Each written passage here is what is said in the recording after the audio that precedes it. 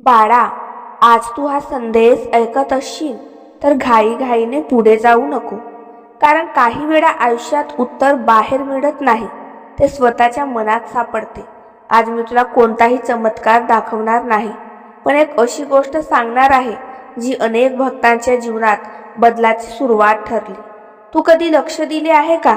कधी अचानक एखादा जुना मित्र आठवतो, किंवा एखादी जुनी आठवण मनात येते, किंवा एखादा विचार पुन्हा पुन्हा डोक्यात येत राहतो.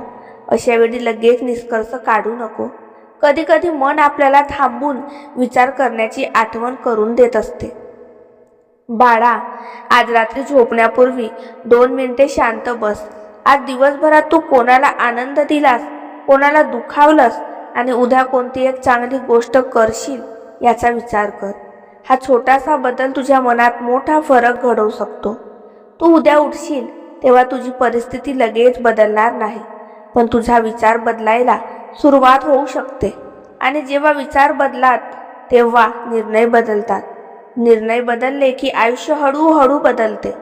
बाळा, लोक नेहमी मोठ्या चमत्काराची वाट पाहतात, पण सर्वात मोठा चमत्कार म्हणजे रागाच्या जागी संयम येणे, भीतीच्या जागी धैर्य येणे, आणि निराशेच्या जागी आशा निर्माण होणे. आजचा संदेश इतकाच. आजची रात्र तक्रारीत घालवू नको, ती प्रार्थना, कृतज्ञता आणि शांत विचारात घालव. कदाचित उद्याची सकाळ तुला नवीन धैर्य देईल.